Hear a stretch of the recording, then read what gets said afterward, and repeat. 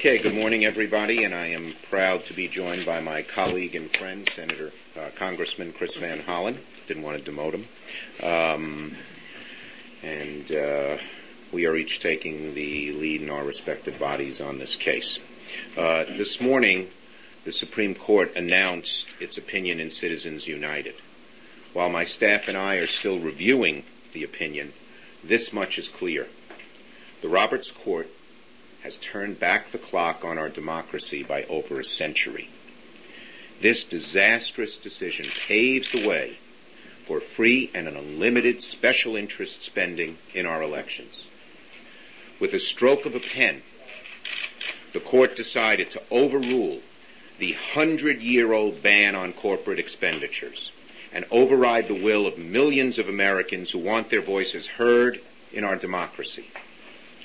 Now, robber barons can act like parasites, striking at the very roots of our democracy.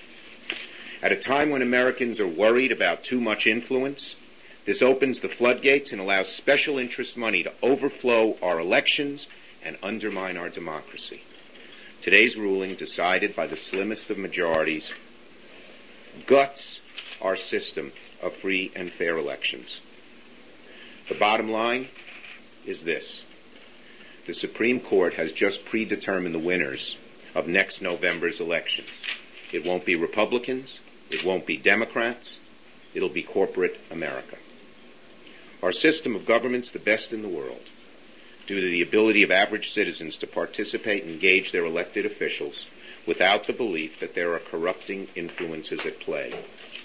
But this opinion, if gone unchallenged, will permanently taint future elections. Allowing corporations to spend at will on elections, which is what the court has just allowed, could have undue influence on elected officials. The money spent and the airtime purchased by deep-pocketed interests will dwarf the voice of average Americans. I have not seen a decision that more undermines campaign finance, and it's probably one of the 3 or 4 decisions in the history of the Supreme Court that most undermines democracy. We will regret the day that this decision has been issued.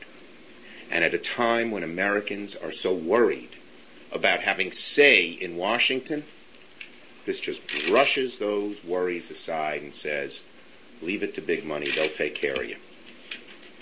So I stand here today, along with Congressman Van Hollen, to say we will not let this decision go unchallenged. Every single voter, every future candidate for office will be an underdog against the big business interests empowered by this election. As chairman of the Senate Rules Committee, which is the committee with jurisdiction over these issues, I am announcing that we will hold hearings on the impact of this decision within the next couple of weeks. At the hearings, we'll explore what potential legislation could mitigate the severe damage this decision could have on our democracy.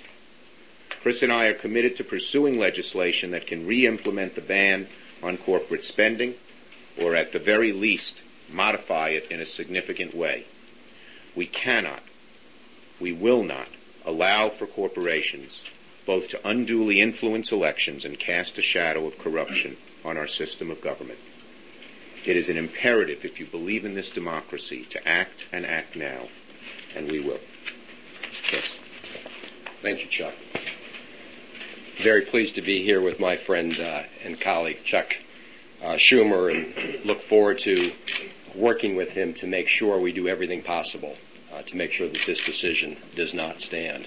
This is a very, very sad day for American democracy, and this is a very radical decision that came out of the Supreme Court of the United States, a court that said they respected precedent. This throws out decades of precedent designed to protect the citizens and the integrity of our political process against big money special interests. It will open the floodgate, if left unchecked and unchallenged, to more and more special interest money, big corporation money, at a time, as my colleague Senator Schumer said, we need to be reducing the amount of influence of special interest money. This takes us in the exact opposite direction from where America wants to go. It will allow the biggest corporations in the United States to engage in the buying and selling of elections. If you look at the staggering figures of the Fortune 100 companies and the revenues they have and the profits that they can now unleash directly in these elections, it has the potential to totally upend our system and corrupt the process in a way that I think should alarm every American citizen.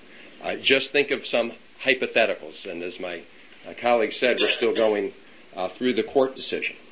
But imagine AIG, that just received millions of dollars of taxpayer money, being able to turn around spending money to advertise against people who didn't want to provide them the support or disagreed with the AIG agenda. Think about the biggest firms on Wall Street at a time when we're trying to hold them accountable, being able to take money and defeat those who call for greater transparency and accountability on Wall Street. Think about corporations, U.S. corporations, whose main financial interests and majority profits come from investments in places like China and other places around the world, and where their profit margins are attached not to how well Americans are doing and how well American citizens are doing, but how others in other countries are doing, and having them spend money in our elections here to influence and benefit their profits against the interests of American citizens. This is a scandalous decision. This is a decision that equates, for the purposes of expending monies in elections, says that corporations equal individuals. I think it's an un-American decision. I think when the American people understand what this radical decision has meant, they will be even more furious and concerned about special interest influence in politics than they are today. So I look forward to working with Senator Schumer to explore every option to make sure that we do not turn back the clock on decades of precedent that was designed to prevent big corporation special interests from corrupting the political process. Just one other point. So much for the Justice Roberts' view of modesty, of following precedent.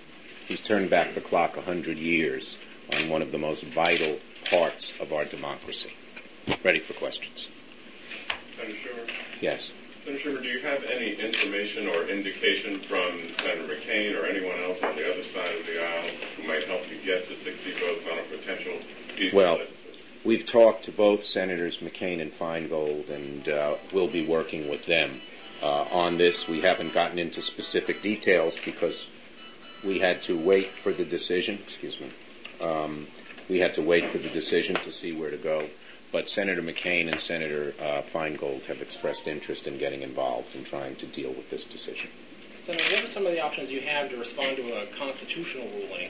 There are many different options, and that's what we're going to explore. We've been looking at this, obviously, not just starting today, but for days and months before.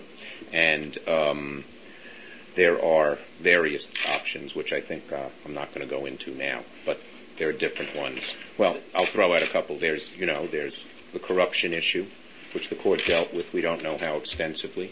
There's the shareholder rights issue. Shouldn't shareholders have to say something before corporate treasuries are used for this? There are others as well. In this political climate, is it going to be tough to get anything passed? Well, I think on this type of issue, you might find some bipartisan support. Mr. Hollen, what sort of danger does this ruling pose to Democratic candidates, given that Democrats on the Hill have pushed health care reform, which insurance companies don't like, pushed financial regulatory reform, which some banks on Wall Street don't like? There's certainly big corporate interests that don't like some of the things you're pushing on the Hill. What does this decision mean for Democratic candidates in 2010 or 2012? Sure. Well, first let me say at the Democratic Congressional Campaign Committee and the DSCC, one of the things we've done very well over the years is to raise increasingly amounts of resources from the grassroots, from people throughout this country who have a little extra money and want to participate in the political process. And we've